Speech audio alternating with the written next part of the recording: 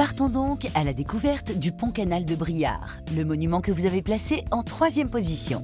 Ce pont qui enjambe la Loire est une voie navigable.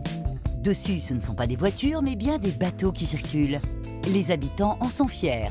Mais connaissent-ils vraiment l'histoire de cet étonnant pont-canal? Nous avons soumis de jeunes Briarois à une petite interrogation. Et avant, il n'était pas ici. Il était un peu plus loin par là. C'est vrai, ça? Non, tu dis des conneries. C'est vrai? Je crois qu'il mesure 6 mètres et quelques. 600 mètres. C'est pas le plus long d'Europe? Là, on commence à être sur la bonne voie. Car avec ses 662 mètres de longueur, le pont-canal de Briare est le plus long pont métallique d'Europe. Mais si vous avez besoin d'informations plus pointues, ce sont eux qui pourront vous répondre. Claudine et Jackie, ce sont les amoureux du pont-canal. Il y a 40 ans, après seulement 3 jours de vacances passés sur les lieux, le couple décide de jeter l'ancre à Briare. Tout à fait par hasard, un jour, nous avons loué un bateau. C'était il y a fort longtemps, 35 ans. Et de fil en aiguille, nous avons passé la majeure partie de notre vie sur les canaux et bien sûr sur le pont-canal de Briare. Ce pont-canal, pour Claudine et Jackie, c'est un peu comme un membre de la famille. Un ancêtre né en 1896, à qui ils ont consacré pas moins de 3 albums photos. Le pont a été construit en 4 ans et il a fallu 2000 ouvriers pendant 4 ans. Les ouvriers travaillaient à la main, bien sûr, parce qu'il a fallu pratiquement 5 millions de rivets pour assembler la partie métallique du pont. Une partie métallique aux propriétés singulières. Le métal utilisé pour le pont-canal est un acier doux, c'est-à-dire un acier avec une très faible teneur de carbone. Donc il devient extrêmement malléable. Une malléabilité que l'on retrouve dans un autre projet de l'époque, celui de la Tour Eiffel. Un grand nom qui n'est d'ailleurs pas étranger à la construction du pont-canal. Les ateliers de Gustave Eiffel furent sollicités pour une partie de la construction de cet ouvrage, atelier qui était très occupé à l'époque car la Tour Eiffel se construisait en même temps. Mais contrairement à ce que l'on pourrait croire, Gustave Eiffel a été chargé de réaliser la partie maçonnerie du pont, c'est-à-dire les fondations et les 14 piliers de pierre qui soutiennent la partie métallique. Et la construction révèle bien d'autres secrets de fabrication. Ce qui était curieux aussi, c'est que les ouvriers qui étaient droitiers avaient un salaire plus élevé que ceux qui étaient gauchers. Maintenant, ce serait de la discrimination, mais à cette époque-là, il était très mal vu de travailler de la main gauche. Pour comprendre l'origine d'un chantier d'une telle envergure, direction l'écluse de Mantelot, au sud de Briare. C'est ici que les bateaux passaient avant l'existence du pont-canal. Une traversée souvent pénible pour ces marins d'eau douce. Ici, nous sommes sur la rive gauche de la Loire. Il fallait aller sur la rive droite, mais bien sûr, il fallait traverser la Loire. Traverser la Loire, lorsqu'il y avait de la crue, extrêmement dangereux. Chaque année, on pouvait dire au moins 10 morts. L'été, moins dangereux, mais il n'y avait pas assez d'eau dans la Loire.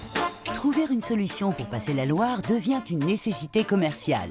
Car Briare à l'époque, c'est le passage obligé pour amener les marchandises jusqu'à Paris. Le 16 septembre 1896, le pont est enfin ouvert à la navigation.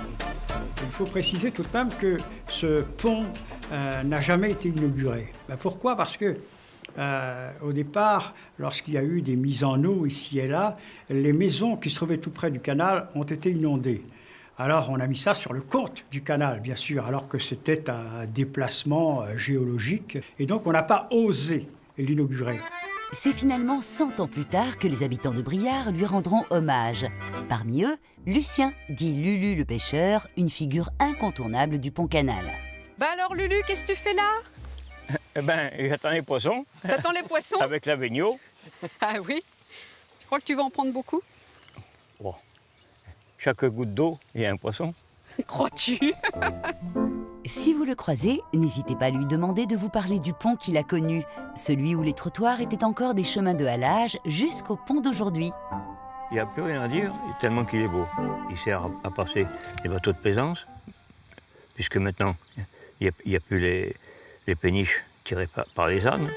Car aujourd'hui, les péniches tirées par les ânes ont laissé place aux bateaux de plaisance. C'est donc en père peinard que Claudine et Jackie naviguent au fil de l'eau. Des bateaux, j'en ai vu beaucoup, mais le seul qui ait tenu le coup naviguait en père peinard sur le canal de Briare. Au loin, on aperçoit l'usine élévatoire de Briare. Plus discrète que le pont-canal, elle vaut le détour, au moins pour comprendre comment tout cela fonctionne. Construite en même temps que le pont, elle permet d'alimenter de manière permanente le canal en eau. Et justement, si vous êtes de passage à Briare, offrez-vous une balade en canoë pour un moment de farniente. Tiens, il y a un qui est à fond là. Il n'en peut plus. Mais à la nuit tombée, quand les bateaux rentrent au port et que les touristes quittent le pont, il n'y a plus que les lumières pour continuer à le faire briller. Des lumières dont Claudine et Jackie connaissent tous les secrets. C'était le seul endroit du Loiret à être éclairé à l'électricité. Le soir, les gens arrivaient à pied, à cheval, à bicyclette et attendaient l'illumination du pont-canal. Jusqu'aux turbines, Claudine connaît tout ce qui a trait au pont. Elle nous emmène dans cet ancien local, une pièce électrique d'exception datant de 1900. Là voilà. Alors, sous cette plaque de verre, il y a la turbine et l'arrivée d'eau. Et par l'intermédiaire de ces dynamos, cette turbine fournissait l'électricité le soir venu au pont-canal, mais aux deux maisons de garde qui sont à l'entrée. C'est l'ambiance Capitaine Nemo, le Nautilus. On n'est pas sous la mer, mais on est tout près du pont-canal. Pour Claudine et Jackie, le pont-canal de Briare reste à jamais un lieu où l'on peut tout imaginer. Et regarde dans le fond, les deux derniers lampadaires, là-bas, les piliers d'entrée, on croirait des phares. Croirait des yeux. Mystère.